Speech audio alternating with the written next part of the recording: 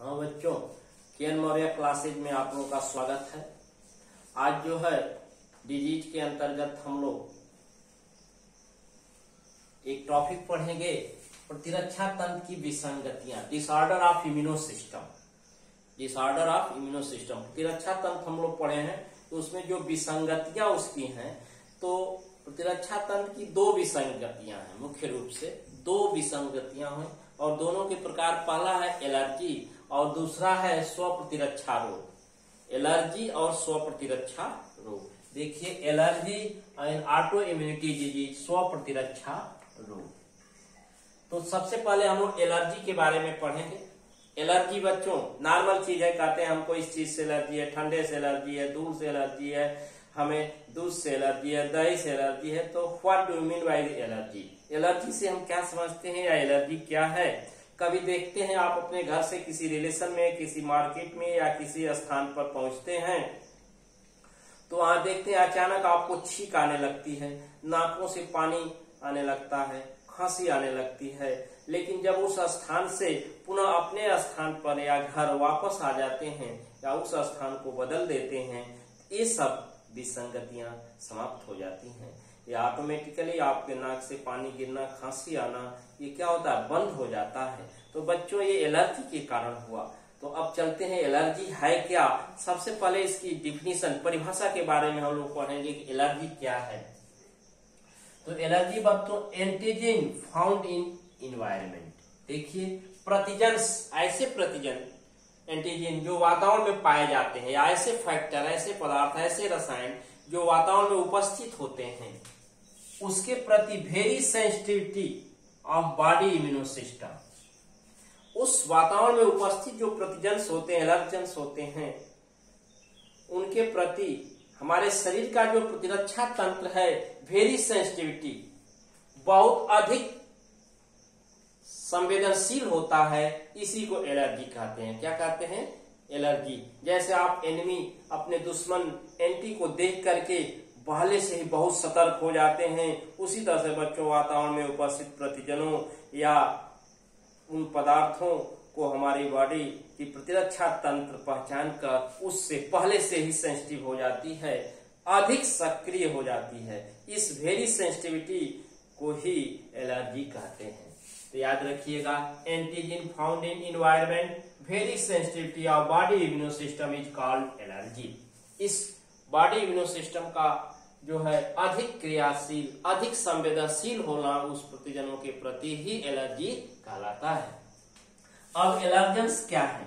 Allergen बच्चों जिस पदार्थ के प्रति अनुक्रिया होती है, दो factors which are present in environment responses by the immuno system, उस पदार्थ के प्रति अनुक्रिया होती है, उसको एलर्जन कहते हैं। जिस पदार्थ के प्रति अनुक्रिया होती है उसी को क्या कहते हैं? एलर्जन।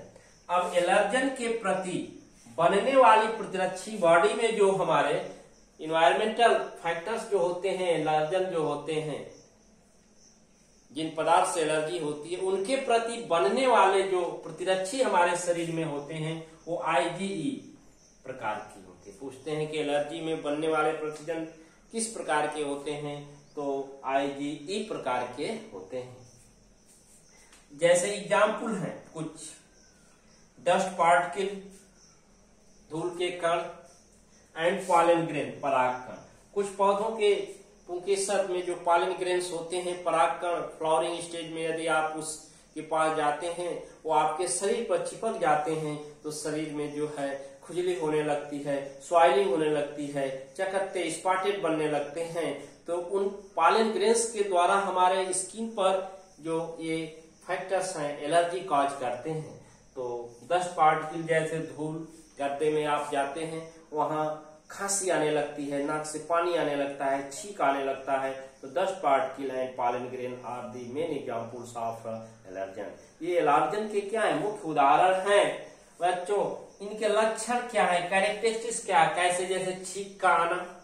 अभी एलर्जन आपके संपर्क में, हमारे बॉडी के संपर्क में आते हैं तो छींक आने लगती है। नाकों से म्यूकस, जिसको पानी आना कहते हैं, नाक बहना कहते हैं, खांसी आने लगती है और सांस लेने में कठिनाई या परेशानी होने लगती है। ये एलर्जी के क्या है? लक्षण होते हैं। अब बच्चों काजेज ऑफ एलर्जी, एलर्जी के क्या कारण है, एलर्जी हमें होती क्यों है, एक क्रिया क्यों हुई हमारे बॉडी में, एलर्जी काज क्यों हुई। तो बच्चों secretion of histamine and serotonin, सीराटोनिन, ये दो केमिकल्स हैं, हिस्टामिन और सीराटोनिन, दो रसायन हैं जो हमारे शरीर की मास्ट सेल के द्वारा स्रावित होते हैं।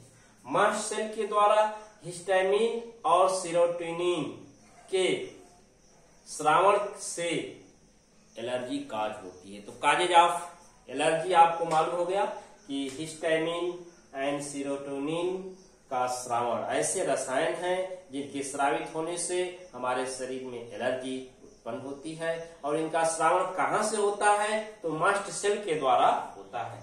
अब बच्चों कंट्रोल, इस एलर्जी पर कैसे कंट्रोल पा सकते हैं, कैसे नियंत्रण हम पा सकते हैं, तो यूज ऑफ एंटीहिस्टामिन, एंटीहिस्टामिन का प्रयोग किया जाता है।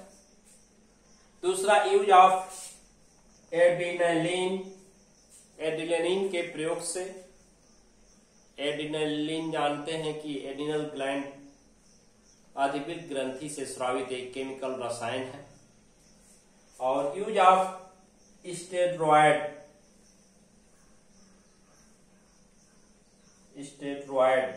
स्टेरॉयड के प्रयोग से डिक्रीज द एलर्जी, एलर्जी घट जाती है। तो इन रसायनों के प्रयोग से जैसे एंटीहिस्टामिन, एड्रेनालिन और स्टेरॉयड के प्रयोग से एलर्जी घट जाती है। तो बच्चों ये कंट्रोल रहा। अब दूसरा हम लोग पढ़ेंगे अब स्व प्रतिरक्षा रोग। तो आइए चलते हैं, स्व प्रतिरक्षा रोग के बारे में जानकारी ली जाएगी। हाँ बच्चों, दूसरा स्व प्रतिरक्षा रोग पढ़ेंगे।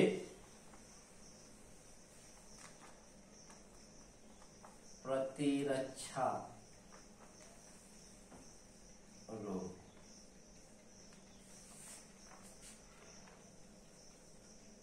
Auto immunity disease. दूसरा है स्व प्रतिरक्षा रोग। ये प्रतिरक्षा तंत्र की विसंगतियां में दूसरा प्रकार है। पहला एलर्जी हम लोग पढ़े, दूसरा जो है स्व प्रतिरक्षा रोग, ऑटो इम्यूनिटी डिजीज क्या है। बच्चों उच्च वर्गीय कशेरुकी वर्टिब्रेट में दूसरे जात के प्रति भिन्नता या पहचान के लक्षणों पर यह आधारित है। उच्च वर्गीय पौधों में हम देखते हैं कि एक स्पीसीज दूसरे स्पीसीज उच्च वर्गीय कशेरुकी जीवों में हायर कार्डेट में अपने जातियों से दूसरे जातियों की पहचान कर लेना, डाइवर्सिटी भिन्नता को जान लेना मुख्य लाक्षणिक गुण होता है।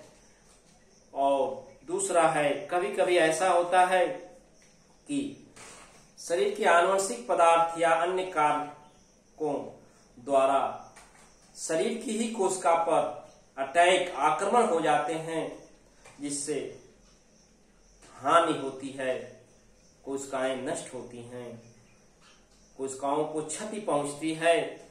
इसको स्व प्रतिरक्षा रोग के नाम से जानते हैं। तो आइए, पहला इसका कारण है identification of higher कार्डेट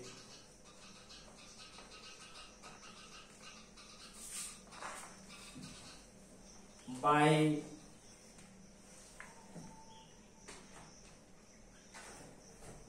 other species.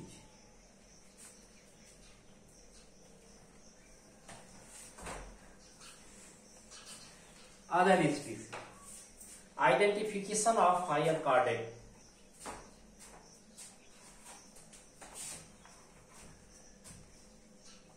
Identification by higher chordate of other species, उच्च वर्गीय कॉर्डेट कशेरुकी जीवों द्वारा दूसरे जाति के जीवों की पहचान कर लेना। दूसरा है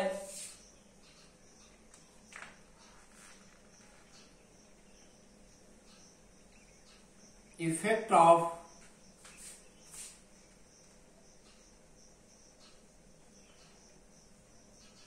heredity material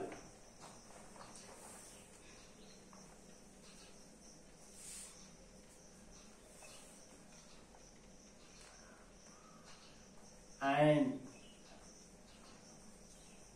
other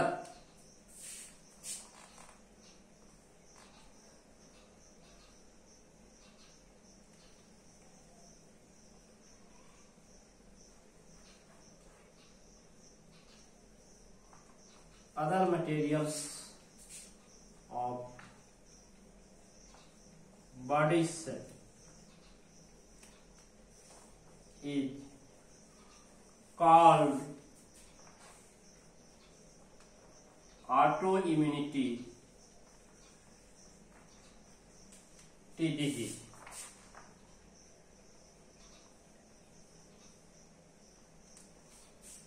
effect of anti material, आनुवंशिक पदार्थ और अन्य पदार्थों का शरीर की कोशिकाओं पर जो इफेक्ट पड़ता है, प्रभाव पड़ता है, अटैक कर सकते हैं, इसको is called auto immunity disease.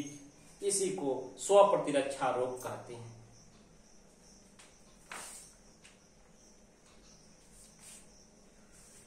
जब आनुवंशिक पदार्थ और अन्य पदार्थ के द्वारा शरीर की कोशिका पर ही आक्रमण हो जाता है, कोशिकाएं नष्ट होती हैं या उन्हें क्षति, शरीर को क्षति हानि पहुंचती है, इसको स्व प्रतिरक्षा रोग ऑटो इम्यूनिटी डिजीज के नाम से जानते हैं।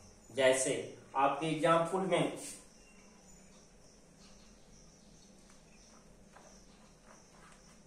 क्रोनिक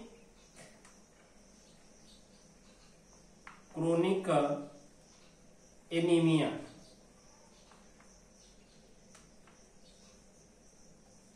क्रोनिक एनीमिया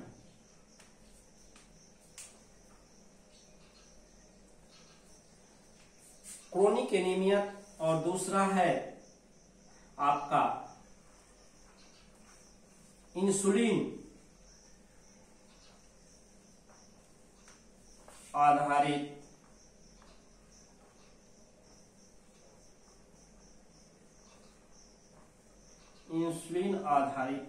मधुमेह।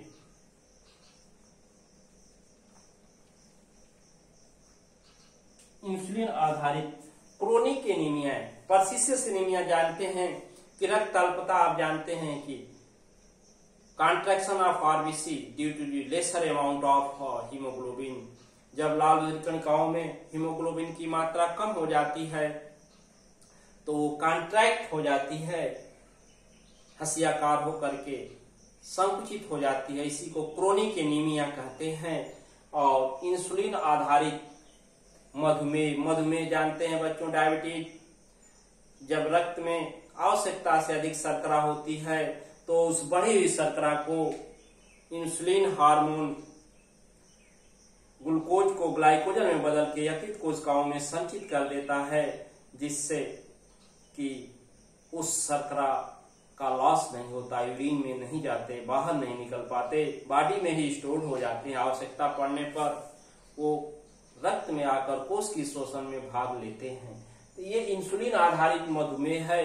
इंसुलिन की कमी यदि रहेगी तो उस रक्त की शर्करा ग्लूकोज को या ग्लाइकोजन में नहीं बदलेगा, वह डायरेक्ट किडनी के संपर्क में आकर फिल्टर होकर यूरिन मूत्र के निर्माण में भाग लेगा और यूरिन के द्वारा शरीर से बाहर निकल जाएगा। इसी को कहते हैं मधुमेह, जो है इंसुलिन आधारित मधुमेह, ठीक है ना। Diabetes dependent on insulin hormone. अब बच्चों ये एलर्जी और स्व प्रतिरक्षा रोग, ये प्रतिरक्षा तंत्र की विसंगतियां रही। अब एलर्जी का एक फिगर है, किस तरह से एलर्जन अटैक करते हैं।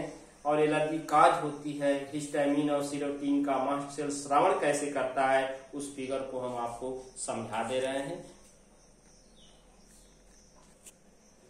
बच्चों फिगर को ध्यान से देखेंगे, ये simplified diagram of allergy reaction है। एलर्जी में कैसे रिएक्शंस होते हैं, तो पहला फिगर देखेंगे ध्यान से, इनिशियल एलर्जी एक्सपोजर है। प्रारंभिक एलर्जी पार्टिकल में 20 सेल आपको दिख रही है और एलर्जन जो है ये इससे संपर्क में रेड कलर ड्रॉपलेट के रूप में आ रहे हैं।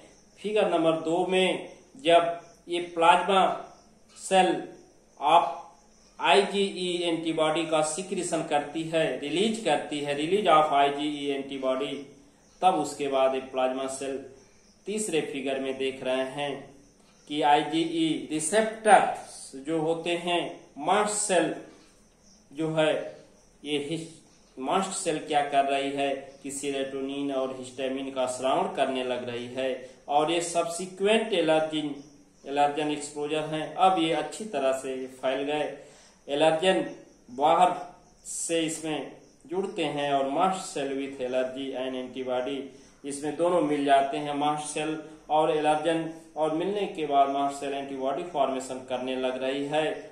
5वें फिगर में देख रहे हैं कि हिस्टामिन का स्राव मास्ट सेल बाहर की तरफ कर रही है। Other chemical release by mast cell, histamine, serotonin और अन्य रसायन मास्ट सेल के द्वारा जो है नीले कलर से बाहर देख रहे हैं, ड्रॉपलेट के रूप में निकल रहे हैं। तो इस तरह से ये प्रोटेक्शन और कारण जो है, ये allergy resultant from release of histamine and other chemicals. Mast cell जो है एलर्जी में किस तरह से सेरोटीन, हिस्टामिन और अदर केमिकल्स का श्रावण कर रही है, ये फिगर में प्रदर्शित हो रहा है। वीडियो को पूर्ण रूपेण देखेंगे, अच्छी तरह से देखेंगे और इसका नोट्स तैयार करेंगे। Thank you.